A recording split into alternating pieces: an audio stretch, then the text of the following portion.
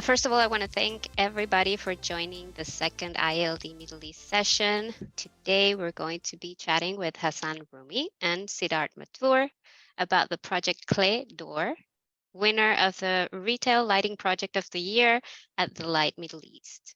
So welcome, both of you. A few things that I want to make sure that we mention before we start the webinar is that this webinar is being recorded and it will be available via the IALD YouTube channel, and I will be sharing that link with all of you via LinkedIn. If you want to share questions with our guests, please write them down in the Q&A section and we will answer them towards the end of the interview.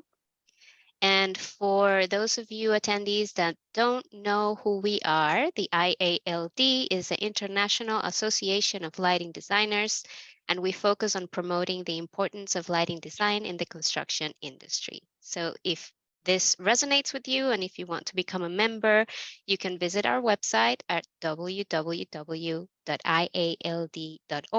or you can email us at middleeast@iald.me.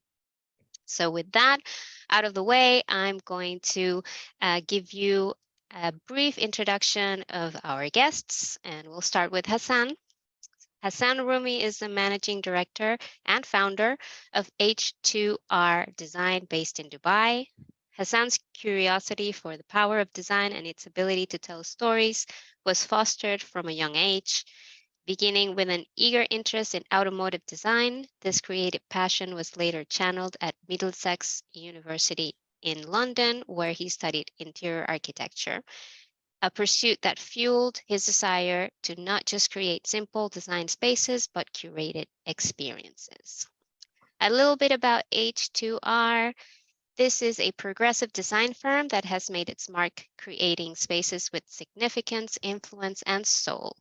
Based in both London and Dubai, the multi-award-winning interior design and branding studio is the force behind some of the hottest spaces across 2 continents, with a focus on hospitality, F&B, and retail, as well as the corporate sector. So thank you for being with us, Hasan, today. And thank you for having me.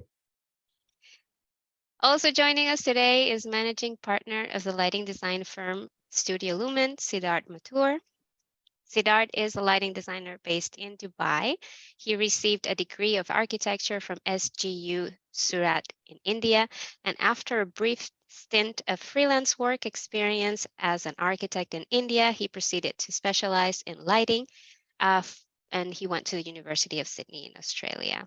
A passion for light and specifically how it interacts with space led him to study further and take up lighting design as a profession. Studio Lumen is a melting pot for creativity brought about by a team from diverse backgrounds. Their work on projects in the Middle East, Europe, Africa, and Indian subcontinent are a testament to their strong design philosophy. Welcome, Siddarth. Thank you, Maria. I must also add that you went to the same school, so we are schoolmates, although we were there in different time zones. We are, yes. So you and I share, I guess, a lot of our philosophy. We do, exactly, yeah. Because we went to the same design school. Exactly. So with that out of the way, how about you tell us a little bit about this project? Why don't you start giving us an introduction and walking us through the concept behind it? Sure, we can do that. Well, Clay Door was, it's a very interesting project because it is a retail project, which is, quite unlike the usual projects that we get to work on. So it was a very, very interesting opportunity, and a very interesting, sort of a refit out job within an existing mall, which was. And even the asset type, right? I mean, Hasan can correct me if I'm wrong, but it's a very, very different experience when one comes in. It's for a very, very set, curated clientele. It is not a space that is open to public. So, one can expect a very, very discerning clientele to sort of walk in. And that was also really the main basis of the team looking at the function of this space, right? Hasan, if you want to add something there. Yeah, so we were very privileged to be working with Mathur, where they were very forward thinking on how to approach exclusivity into a very public space like the mall. So their brief to us as a team was to come up with a space that allowed for diversity of facilities, as well as exclusive private areas where it is very easy to be hidden and to actually have your own privacy, as well as facilitate different services to them through the mall, whether it's being private dining, or they have special banquets in the area. If they had to have any events that is private and exclusive to their customers, as well as going to the tailor and the barber and so forth. So there's kind of a malleability to the space that was very important, and I think a very difficult part of the brief that was provided to both interior design and the lighting, which I'm very happy to see that we seem to have ticked the box for the client to be able to facilitate that service. And I mean, it's almost a private members club inside a mall, with a bit of shopping and a grooming element to it. It's really one of a kind. I mean, I don't think that there are too many precedents that exist of such a space. So I wish I could get a that was very there. challenging. Yeah, me too. That's what my daughter always keeps saying. Do you work on these places? And don't they give you membership? Can't you go in there? Because the first time we were walking through the mall, and he said, "Oh, you know what? Let me show you one of our projects." And then he let me go in. This is you have to be a member to go in. I said, "Right, I want to become a member. Can you just show me around, and then I'll decide." Invitation only. Yeah, exactly. Did it happen? Okay. They did. I was able to take that's my very daughters nice. through. It was interesting. Yeah. Or did you have to pull your card saying, "I designed this space. Can I please be let in"? No, that didn't work. Wish that never works. No, especially with security, that never works because they don't care who you are or what you've done. So no, I mean they're doing a job. So it's all fun and games. But no, I mean, yeah, interesting that that we had the opportunity to work on it. And in fact, I must also mention that there were two of these that we worked on together. There's another lounge as well, simultaneously. Exactly, yeah. So there was this lounge and the gentleman's lounge, which also caters more towards like a cigar lounge and a men's tailor and the pool table and arts, and also kind of a bit more diverse towards kind of meetings and less casual events. Whereas this one's a bit more, I wouldn't want to call it a woman's lounge, but it was more universal, so to speak.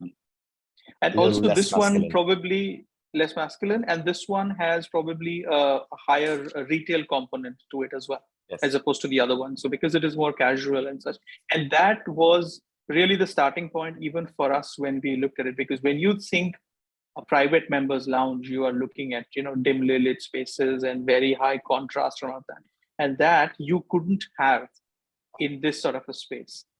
So what we had to work with was with a well lit, in terms of uniformly lit space, but yet create the touches of accents where you need, and really balance that ambient lighting to accent lighting quotient.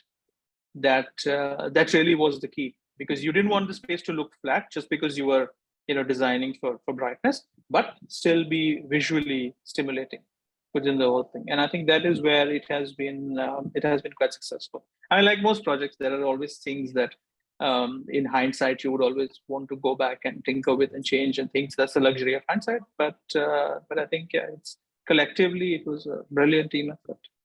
Let's go back to that later, because I will certainly ask you about what you would like to change. But how about you tell us a little bit in regards to what was the client brief? What were they asking specifically, not only from an interior design perspective, but also maybe from a lighting design perspective? Can you tell us a little bit about that? Hasan, you want to go first? No, please go ahead. Okay.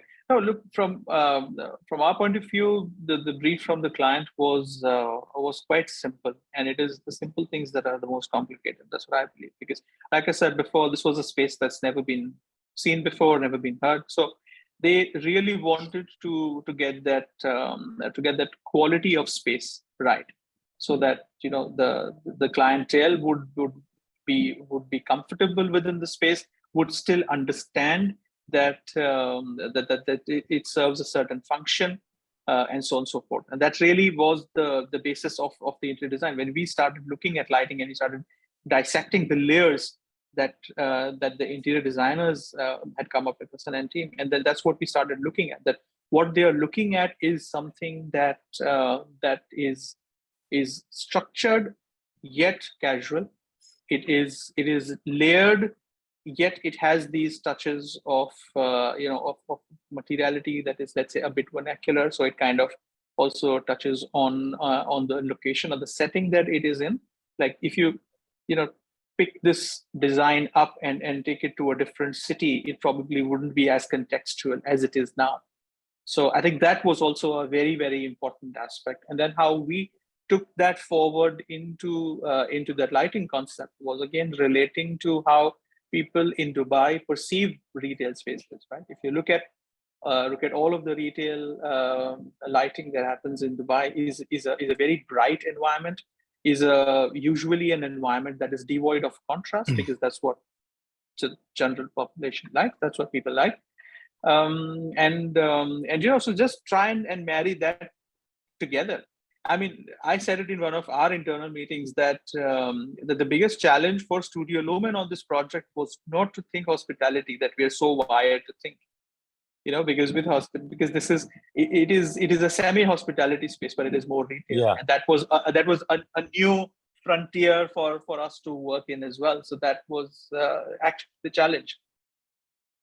And it's very Yeah. nuanced, that kind of difference, right? Maybe Exactly. Hasan, you can tell us what did you think is the line between hospitality and retail, and is there a line? Well, hospitality and retail, this is definitely one of those projects that kind of blurs the line between the two. Usually, well, with retail, it's more public related and public spaces and showcases products. And that's the objective behind them, as to how do we sell more products. Whereas this is hospitality, the hospitality part of it is more about how can I have my privacy, my comfort, my sense of warmth in the space, a sense of comfort, a sense of belonging.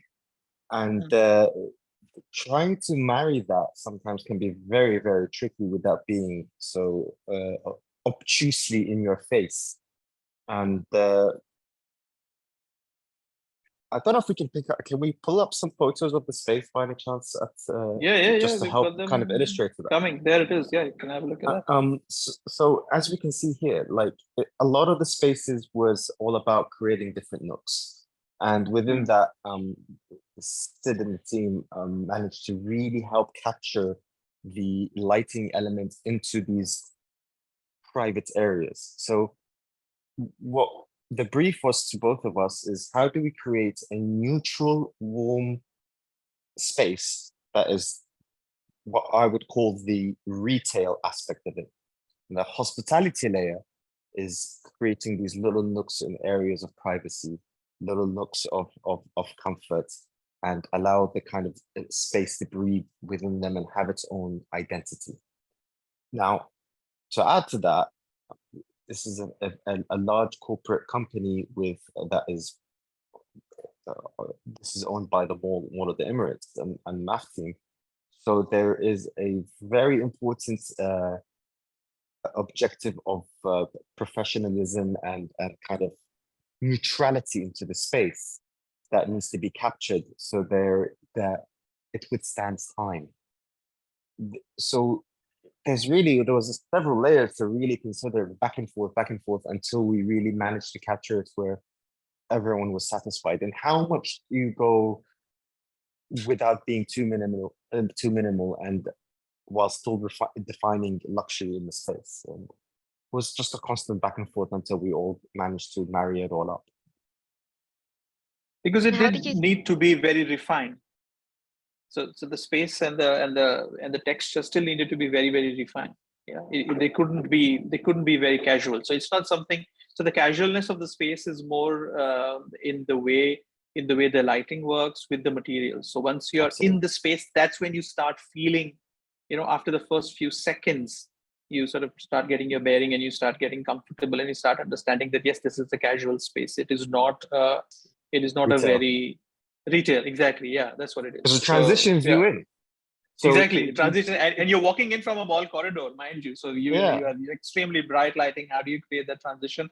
And then to a certain extent, that brightness also has to kick in as you go deeper into that space.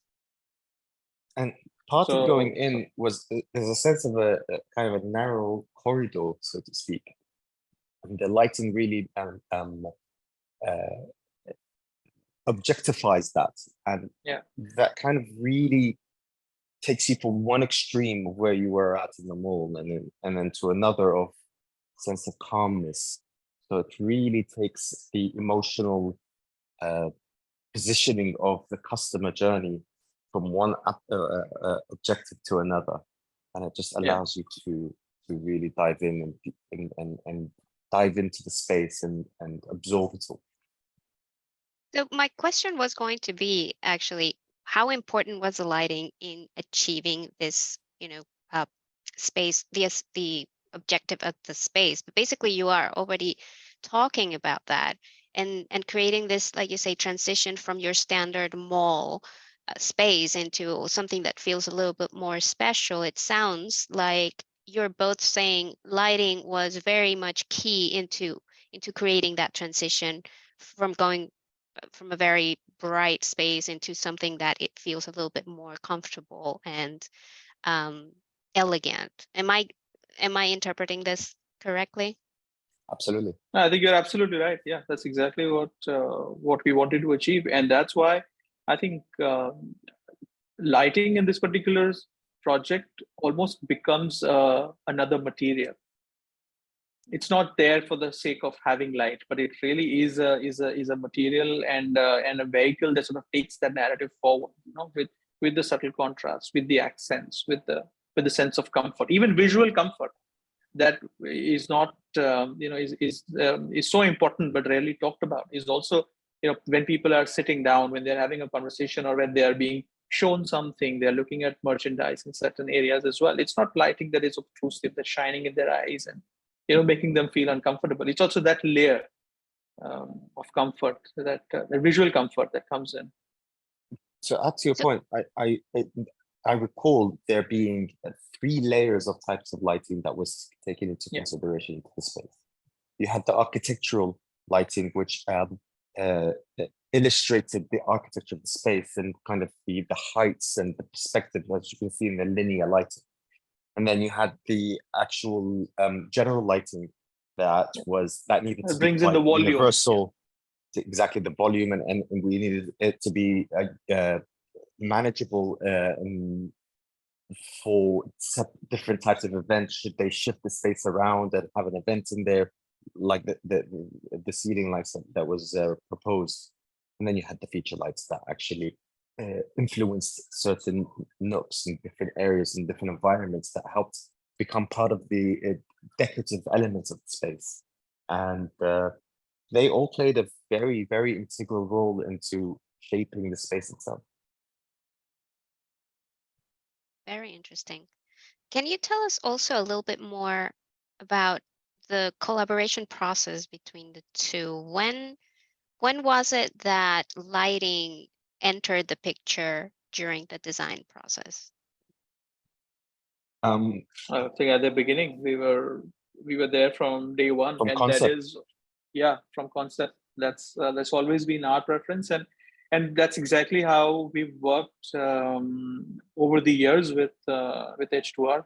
Is that Yes. they are a team that really understands the importance of early collaboration and true collaboration. You know what I mean? There is true collaboration between the teams, and I always say to them that you can't appoint us early enough.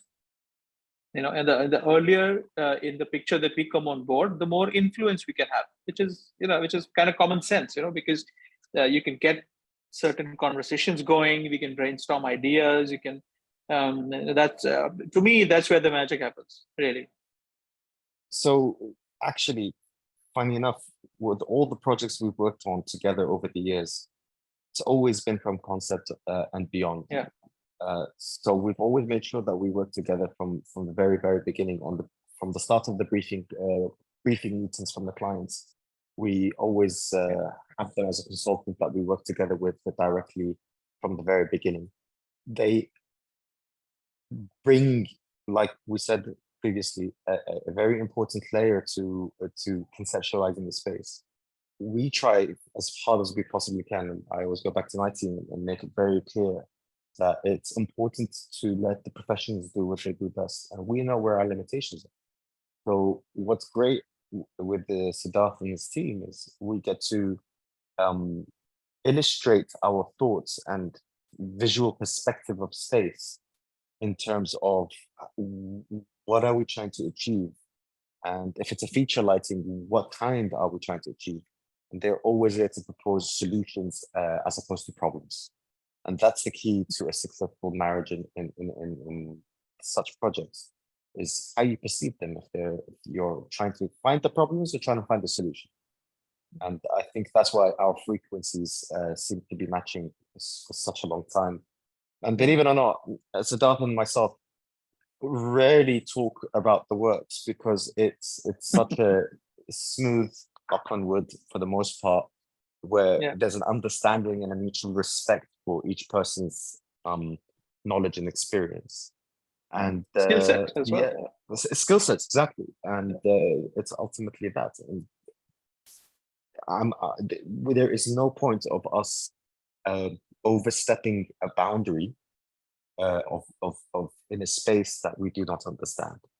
And that's something that we very much believe in when it comes to our team. And it's also, doing the hard yards with both teams in sync. I mean, we spoke about it a little earlier as well, right? I mean, that is what it is. All of us are working through challenging deadlines, very, very challenging clients, and that's what the business is about. All the new. We chose a really hard industry, didn't we? So it sounds like So for you, Hasan, far down the road to go back now. It sounds like for you, Hasan, the lighting designer becomes pivotal in creating the image that you have in your head. What about the client, though? Is the client also on board with we were very having blessed with a lighting designer? Yeah. This is not your average client. No. So the way they are structured, they have an architectural design team within their company. So they're all designers. They comprehend and they come to you knowing what is needed to be done, and they are not there to kind of skip any part of the process, especially from concept. They only ask is that they push you extremely hard to do as much as possible within the timeline. So it's what we achieve in a month is usually what's achievable in 2 or 3 with these guys. And it's, I think, a testament to, I'd much rather work with clients like that know how to push you and be non-apologetic about pushing you harder to achieve something wonderful than not value and see what, as a team, and the team includes the client, we can produce. They have the same objective as we did, which is to have a very beautiful, successful project that there's no compromise in any shape or way possible. And hats off to them, to be very honest with you. Yeah. No, and they have a very clear vision. They have a very clear vision of what is it that they want. And them being designers on the other side, actually helps us a lot, because they are very easily able to understand. We talk the same language. It's easy to bounce off ideas, even if they're, majority of the ideas probably don't make the cut, but that's fine. But that's the whole process. That's a process of constantly working, reworking, getting back to the drawing board, coming back with new ideas. And that's how it's like passing through a sieve. You've got thick tomato sauce that has to go through a sieve. That's when the best quality comes out. And that's exactly the process that I think collectively both teams go through. And I think it's great. I love that analogy. I'm going to use that from now. Yeah, no, absolutely. Going back to the project though. But just make sure that you name me whenever you. Quoting. I'm going to be. Exactly. I will become definitely. a photographer now. I will definitely quote you on that. Now, going back to the project and looking at this image that you have on the screen, there's something that I noticed, right? There's a lot of whites, but there's also a lot of blacks in the space. So can you tell us a little bit how did you balance lighting, understanding reflectances, and how black is not necessarily the best color for us to work with? No, it's not. It's very tough. And this was series of mock-ups. That was the only way for us to get it right. We did series of mock-ups within our studios when stuff actually got to site early on in the process to try and understand and design for it on the technical side, overcompensate for it. Because now with dimming, there are so many things that are possible. You can really work your magic with commissioning on site, with dimming things down, brightening things. And these are the secret tools that lighting designers need at their disposal. So it is always that you start at a step above what you need, and then really on site try and start balancing the contrast. Anything that you want to add, Hasan? Honestly, this is a very bespoke question to lighting. I think all we did and the client did was push to make the lighting's job a little difficult with all the black. And in terms of from an ID perspective, we love the ability to kind of create this decadent environment, minimalistic, and really showcase the architecture with that. How to reflect against the blacks? That's. I mean, I like think I even said from earlier, a this is not my thing. No, even within the visual perspective, I mean, we actually did take it all the way through to the ceiling. Like, if you see that slot diffuser, that's black as well. We brought it into the tracks, into the spots, and be very non-apologetic about it, because maybe somebody could question things, but and why that could have been white and it would have, gelled with the ceiling, wouldn't have drawn attention to it. But we don't mind drawing attention to it because we are also, confident in the way that we are layering the colors as well, and it just sort of becomes an extension. The lighting becomes ID part narrative. of the space, right? It becomes part of the design of the and space. That was desirable, that is what we wanted. Would you say, Siddarth, that is a little bit the difference between hospitality and retail lighting, that in retail, potentially we bring attention to lights, and maybe hospitality, we hide it a little bit more? Would you say I think in hospitality, yes. No, absolutely. In hospitality, there is although, I mean, I say it, but it's changing very rapidly.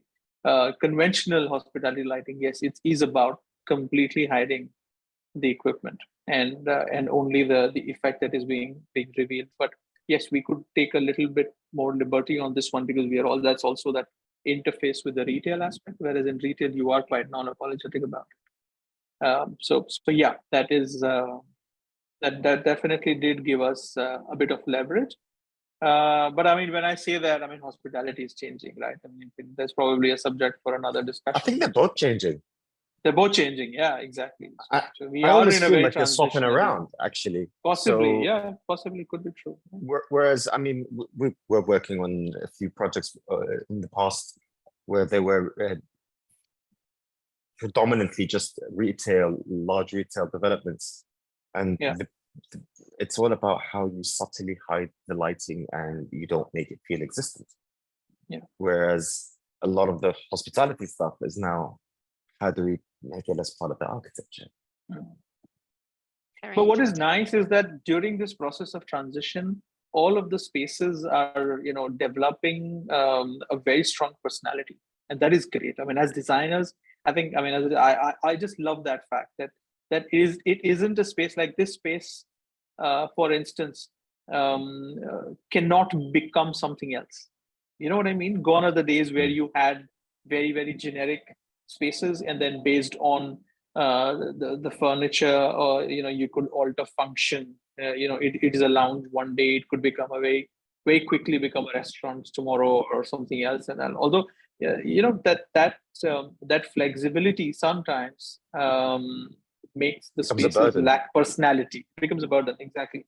So I quite like the fact that this is what this was meant to be, and that's what it is, and that's how hopefully it will stay for the rest of its life. So So can both of you tell me, what is your favorite part of the project and your least favorite, and what would you have done to change that? Let's start with you, Hasan. Can I ask you, Sid, to thank you, thanks, buddy. One step ahead. Do you have other photos as well? I do. I think that is one of the key elements to show. Where I think it's very important to also mention, artworking was the nice little cherry on top. And this place is, especially when you have something so minimal and clean, that layer of sophistication that is required through artwork made all the difference. And just the cleanness of this particular space, this particular corner. This is at the entrance. As soon as you come inside the mall, you take a left, and it's right in front of you, if I'm not mistaken. And this says it all to me throughout the space, where it's just very architectural. You've got such beautiful heights that we really got to work with. We can't reiterate enough to you how difficult it was for us to keep pushing the heights up because of the existing MEPs. You need to understand that this is in Dubai. This is one of a very, very old space. It's been around since what? First opened in 2006. Yeah, 2006. So this has been developed and reused several occasions, and there was so much ducting to work around with, and how much that we can try to push up and bring up and keep a nice clean physical line was probably one of the first not setbacks, but difficulties that challenges that we had to work with. And then again, this image says it all, the way we've really captured the architecturally the diffusers into the space, and then the lighting that really kind of brought out the different shadows. The architectural lighting on top really focused on the artwork, and then this whole seating arrangement and environment allows for a sense of exclusive, private environment.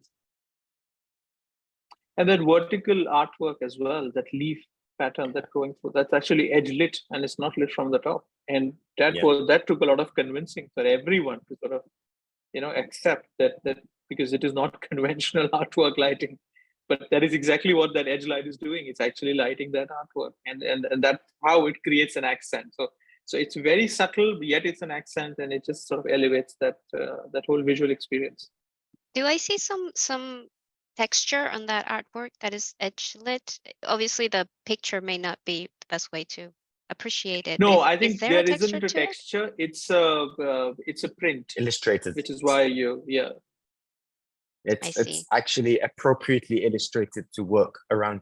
And this is another example of how well coordinated the different consultants were, and hats off again to the client for making sure we all speak together and work together in unity.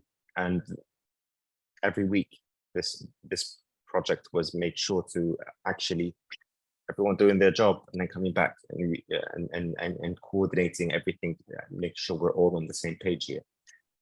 Artwork with lighting married well is a prime example in this vertical artwork. So with such a high, fast, really fast project, what do you think is the key of maintaining that coordination to be able to achieve the result that you want? That might be a tricky question, I know, Hasan, but if you can Well, maybe give are me a you clue. asking? Are you asking us as designers or as managing partners? From the designer point of view, because you did mention that this project was done in a third of the time that you would have normally done it, right? Absolutely. So, And I might remind you, multiply it by 2 because there's 2 locations at the same time. right. So you're actually making my point for me. So what is the key of creating such a a space that is such a magnificent end result in such a Well, short thank you for amount your of kind time? words. I mean, the pictures speak for themselves, right? Really Yeah, they do. No, but in my mind, it was very simple. It was communication. That is the most important. So whether it was, 4 phone calls a day, half a dozen emails a day, 10 different sketches or ideas that are being shared between the teams. I think that really was the key. And something that Hasan touched upon earlier is also respect that both teams have for one another. That just makes everything so easy, because even when you're up against the wall and your back is against the wall and you're facing a tough time, that really does help almost forge a bond of brotherhood. Don't want to be sexist here, but does form a bond, and that I think is the key, and you can see that really transferring into the work that we've done together. There's a principle of acknowledgement that we're in this together, and when I mentioned earlier about frequency, right? So there's a frequency that works when you're both aligned about having one objective. Can do, will do attitude, and there is no one thing that will get in the way of that. No matter what, we will push and forge ahead with making sure that happens. And that's what allowed it to. And I remember how many times that the problem is as well. So you have a weekly deadline to present to the client on a weekly basis. And we have to design and then give it to Sid and Sujalin team to be like, incorporate your lighting into this. You have 24 hours, 48 hours if you're lucky.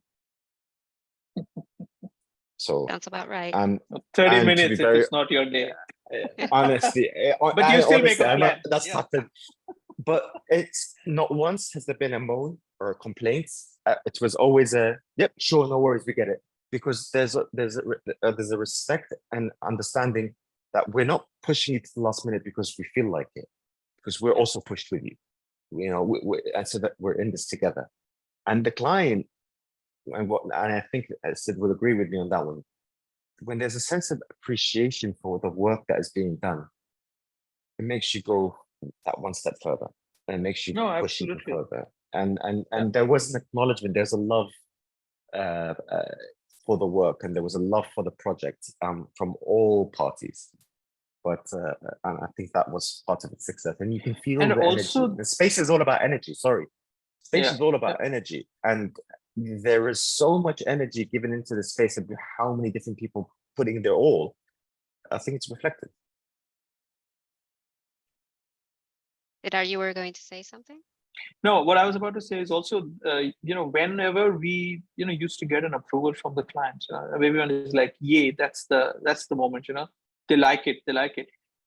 Even the appreciation that came in from the client, a large part of it was also that, wow, you guys managed it within the time frame. Yes, it's a brilliant idea, but the quantum of work that has been generated within that time frame also was commendable. Constant, actually. well done. So constant, you guys. You've done a great job. Thank you very much. We appreciate so all that your also efforts. That pushes you. That literally is the adrenaline rush that you need sometimes as designers, and you don't get it every day. It was an adrenaline rush. These kind of projects constantly on this high. You're on a high constantly, and it's non-stop. It's not a lot of people can handle it. And even this is where one of my questions were to you. Are you asking as managing partners or as designers? And I think we answered you as designers. As managing partners, and I'm comfortable and confident to speak on Sid's behalf on this one. Do you know when ducks fly south, they always fly in a V, right? Yes. Do you know why they do that? Their leader? Their leader, and they're always quacking. So it's all about aerodynamics. So Oh. they're always quacking for the guy up front and cheering him on to make sure that, because he's taking the most resistance, he's taking the most pressure. And I use that analogy a lot with my team, and that's ultimately my job. Is I quack for them as much as I possibly can, because they're taking the hit up front with all the projects, with all the coordinations and all that. And our job is to make sure that we facilitate the environment that they need for them to be able to design and develop to the best of their abilities. So many fantastic analogies that I'm going to be quoting Yeah. from this interview. We're constantly So constantly Hasan, reading out the roadblocks, right? I think you've told us now, or the way I interpreted your response, your favorite part of this project is how clean it turned out. But I want to hear from Siddarth. What is your favorite part of this project? And if you have a not so favorite part about this project, or something that you would have liked to change, please share it with us. No, my not so favorite is easy. There are 3 downlights that I thought we should have removed after having them installed, which we couldn't get done because the space was handed over at that time.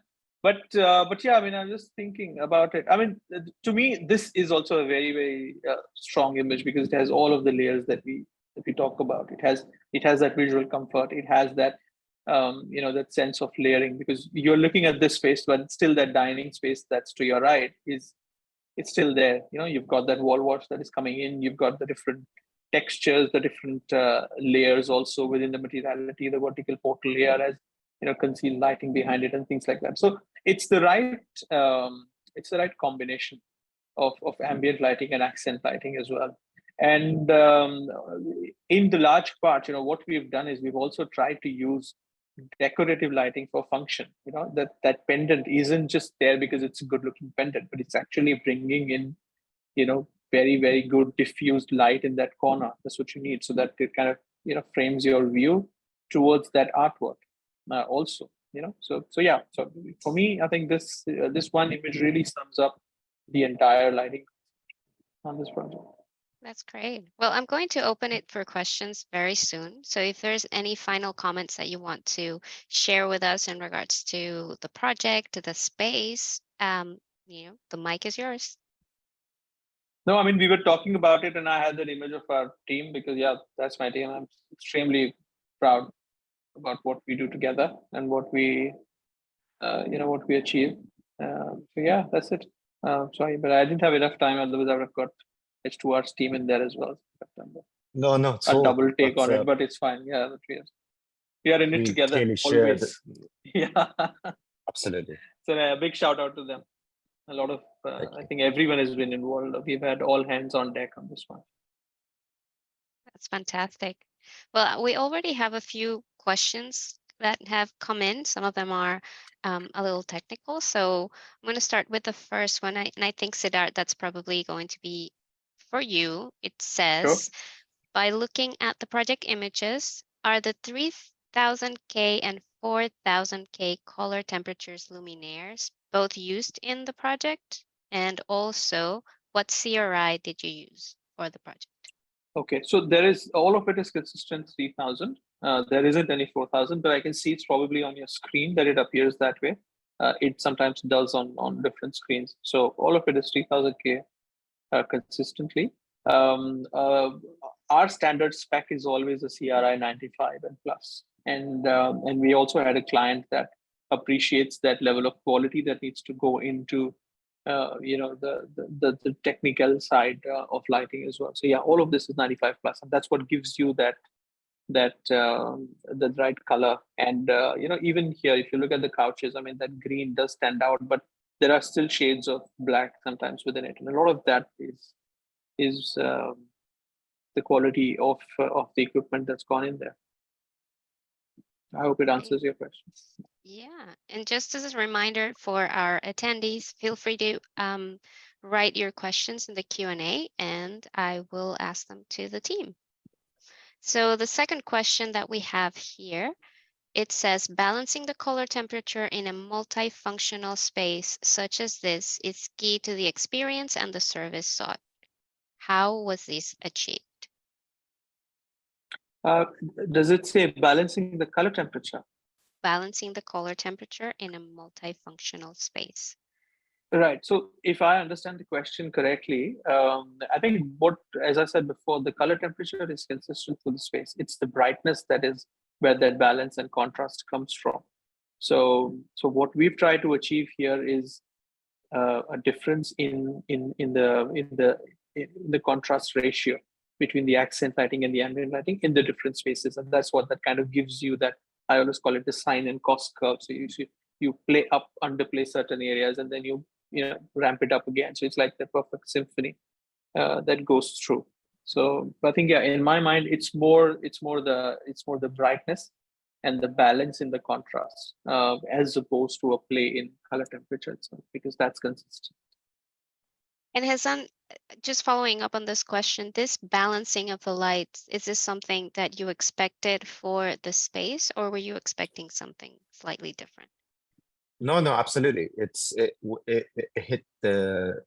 hit on the mark, to be honest with you, because, and not just from an ID perspective, but also from the client's perspective, that was very, very important to be able to balance the overall lighting, and then having bespoke settings and environments depending on the space that they were at and the seating arrangements, and then also the artwork and showcasing the artwork. So there was so many different aspects to take into consideration all within one space.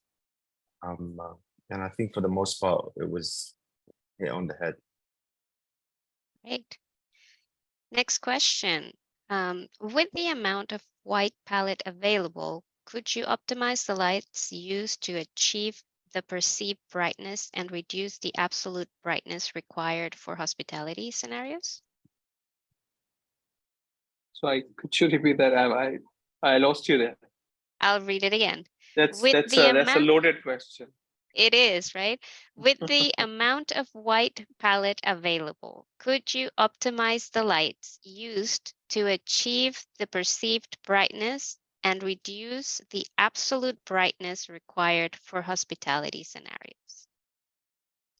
I think the question is going in the direction of maybe using a dynamic white or a tunable white product. I think that is what they're asking, and what if we would have used that and then been able to modulate the color temperature as well? Yeah, we could have done that, but we didn't really feel the need to have that level of flexibility in the space, because the functions did not require it, and plus the other thing also is budget. We're always fighting a losing battle with budget, because what the budget, right? It's a downward spiral. That's the only way the budget goes, from start to finish. So there was also that whole commercial sensitivity that had to be brought into the design. So what we've got is fit for purpose. Like we always try and say, it's the biggest bang for the client's buck. So we try to optimize of that as well. So I think I answered the question. The hospitality part, honestly, I didn't really understand that. Maybe if it's the question about using dynamic white lighting in a hospitality space, now that is again a very different subject. It's not something. Well, for the attendee that wrote this question, if you want to add another question clarifying these points, that I think Siddarth, that'd probably be helpful. Yeah. Yep. So just keeping that out there. So we have a question here from CM.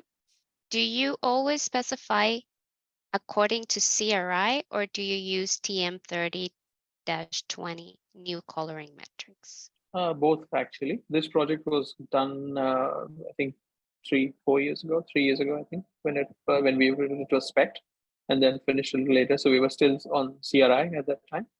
But yes, of course, now going forward, our standard spec is the new rating. But you also mentioned, Siddarth, that you did a lot of mock-ups, right? So Yes, we did. Yeah. was that one of the reasons why you did it, so that you could make sure that the quality of the light of the products that you were specifying were exactly what you were looking for in terms of color? No, exactly. That's what we did. And what we also did is we did a lot of mock-ups using the fixtures that we would eventually specify. So we wanted to make sure that we get it right. We were not trying to be bullish or overconfident about knowing a particular product and knowing that it works well, because of the textures and the colors, and the dark colors especially. Wonderful. Well, we have one last question. Oh, no, more questions are popping up. So we have a question here from Kathleen Amira. And I think you addressed this slightly, but let's address her question directly. She's asking if you think tunable white is practical for this type of project. Yeah, well, it's not a question of it being practical or not. I think it's more a question of cost. And when it becomes, it is a technology that is that's far more expensive than regular lighting technology. And whenever you try and propose something that is far more expensive, there is the added burden of you being able to justify why is it required, is it fit for purpose. So we really did not feel that additional investment that would be made by the client would derive any more value than what we've been able to do. So like I said before, biggest bang for the buck. I think that's what we were going for. Great. A question from Gutam. How important was color consistency? And did you have to ask all suppliers to go for two-step macadam ellipses or use the same LEDs? Two-step macadam, always. Yep. Yeah. Great. Next question. How did you have controlled the spotlights punched on artwork? Is the lighting fixture dimmed in the area or on at full intensity? No, it's dimmed. So that is dimmed. The accent on the artwork is dimmed as well, and the ambient lighting around it is dimmed, and that's the only way you can get both the layers to kind of work together. Yeah. So when you commissioned the space, and this is my question, when you commissioned the space, you actually came in and tuned all the lights so that you could achieve the balance that you have, that you mentioned before. Yep. If there's another way of doing it without going to site, please let me know. I'm always willing to learn. But I don't think there is. I don't think there's been a time where you can get away with doing something to this caliber without having to fine tune it at the end. Yeah. And fine tune it multiple times, because we had so many people from the client team, from Mess with it. From the operations team, exactly, coming back and with very valid ideas, that okay, you've done it this way, we appreciate that, but what if, or can you do this, and will it work? And yeah, so you always have to take feedback from the operations team, always. Okay, next question. What lighting control was used, meaning what protocol? I think it was DALI. We had DALI for all of the fixtures, so we did get control on each and every fixture. Yeah. Was that a request from the client, or is just your recommendation? No, I think it was our recommendation, and the client went ahead with it. Great. Okay, another question. I can see the portrait is not highlighted separately. This was the part of the concept or mood created here, or am I missing something here not shown in the image? I guess they're talking about this particular image. You're talking about this one here? Yeah, this particular artwork does not have direct lighting onto it. Yes, that's right. But that's because it's sufficiently lit within the space as well. So if you would have seen the other one, like in this particular case, we did have accent lighting. So it's also playing up on those layers. Yeah. Right. And one last comment, not question. It says, thank you, IALD, for the Q&A. Siddarth, good to hear from you all the answers. And I guess one more question has popped up. I can see some nice and sleek decorative luminaires as well. Did you specify them as well, Siddarth, or was this Hasan's team or the end client? So on decorative lighting, the way we work with Hasan's team is that they identify the look and feel that they want, and then it is a collective exercise of us trying to find the right product, because from our perspective, the dimming aspect of that fixture, the amount of light it produces, both of these technically are quite important. So it is a very, very strong collaborative exercise. And Hasan and team have been, very gracious, even when in times we've come up with different options or different ideas, or they've liked something from a particular manufacturer, and we've said, how about we do it this way? And that's exactly how that process has rolled out. So so that there isn't this clear line between architectural lighting and decorative lighting being two separate compartments. It's not that. It's each one pot. Yeah, because in the end of the day, Studio Lumen needs to make sure that it all functions in the manner they need it to. And we also need it to function in the manner where it works with the space. So it's all about working together and compromising and finding solutions. In most cases as well, these days, coming up with bespoke elements is not that difficult. Correct me if I'm wrong. So that's also a perspective that we can and we have taken in the past. Wonderful. Well, we're coming to the end of this session. So first of all, I want to thank you both again for joining me and giving us this really amazing story about the project. Yeah, same here. And like I said, those quotes, I'm going to be using them. I'm not kidding. But we'll thank you for again. The checks in the mail. Thank you again, both of you, and thank you to all of the attendees for joining us today. Again, it was a pleasure talking to you guys, and keep an eye on the next sessions. More will be coming with a few more winners, so I hope to see you here again. Thank you, everyone. And congratulations again. Well deserved. Thank you very much. Thank you very much. Bye. Thank you. Bye. Bye.